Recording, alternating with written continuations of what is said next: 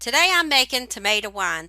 Now I want to start off by saying that I wanted to wait until this process was complete and the wine was all bottled up, but that will happen sometime in January.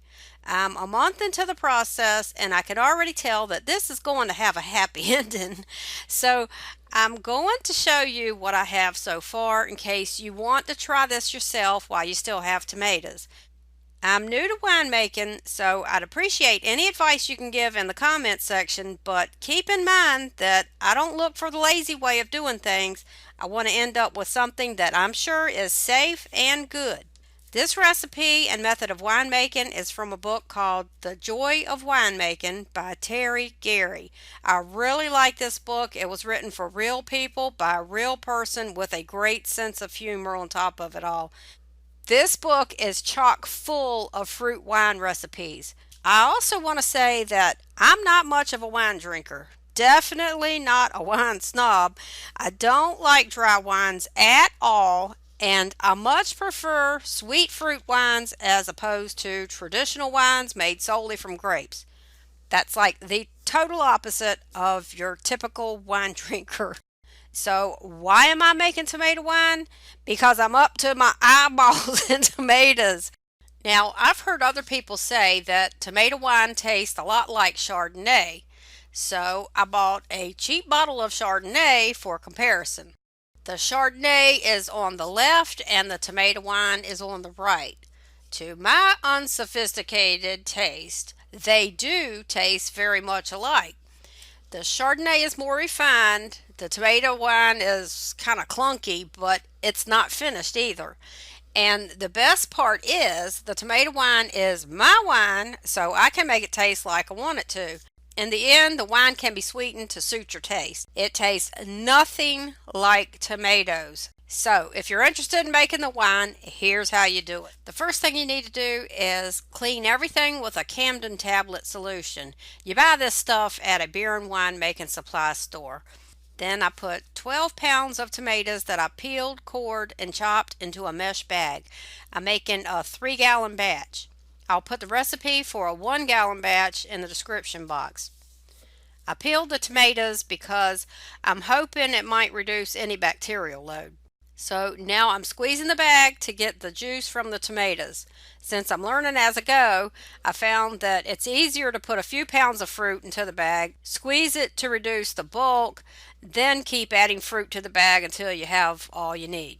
When all of the juice was squeezed out, I removed the bag because I didn't see any sense in leaving a bag of seeds and dry pulp in there. I added water that I had boiled with 6 pounds of sugar and kept adding boiled water until the must was 9 inches deep, which I had determined was the 3-gallon mark. I'm using a Lowe's food grade bucket, which is a whole lot cheaper than a bucket from the wine store. And whenever you add any water to the must, that's what this wannabe wine is called, you have to boil it first. You don't want to introduce any bacteria unnecessarily. When the must cooled down, I added acid, tannin, yeast nutrient, and Campden tablets. My battery died on my camera in the process, so you didn't get to see that.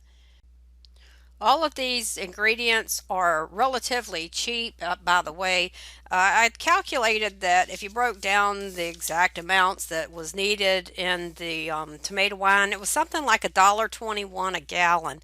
And it gets cheaper the more you make because the yeast was the greatest part of the expense, which was 75 cents. And the yeast is good for from 1 to 6 gallons. So that cost is spread over 6 gallons if you're making that much.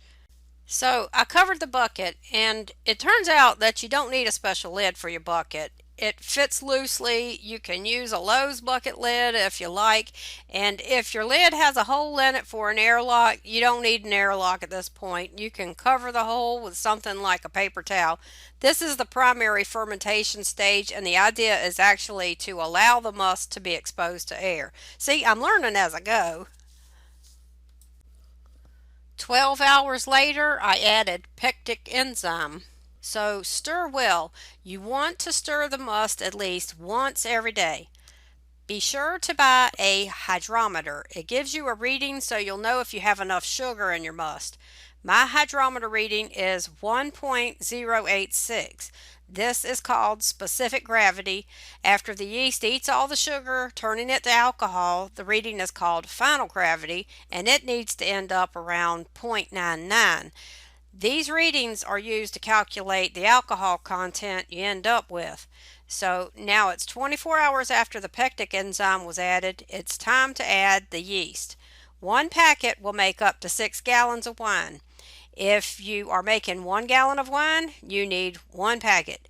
If you are making 6 gallons of wine, you still only need one packet. Stir it up, cover it, and stir it daily. At this stage of fermentation, the idea is to grow the yeast.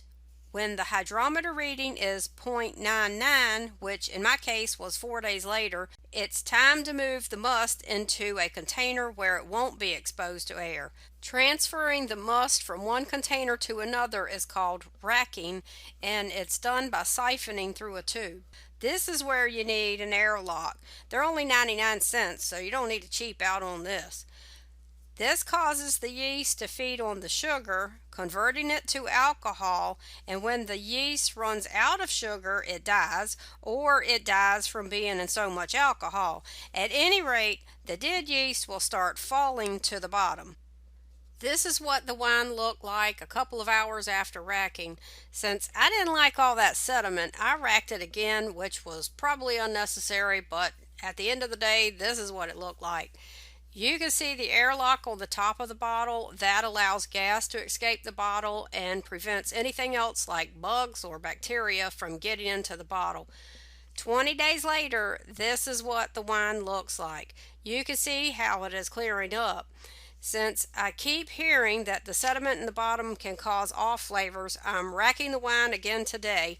This is a pump siphon, which is handy, but if you want to, you can do this by sucking on the end of a hose. So this is how tomato wine is made, and this is as far as I've gotten with it so far. You're supposed to let it sit for 6 months and then rack it into wine bottles and cork it up. And they say the longer you let it sit, the better it'll taste.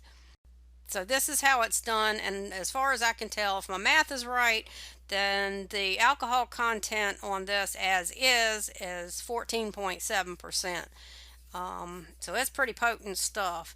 And if you grow your own tomatoes, by my best guesstimate, I believe that you could make this wine for at least less than $2 a gallon. Not a bottle, but a gallon.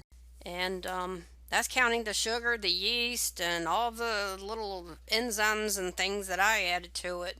So if you need something else to do with your tomatoes, give tomato wine a shot. I hope it helps.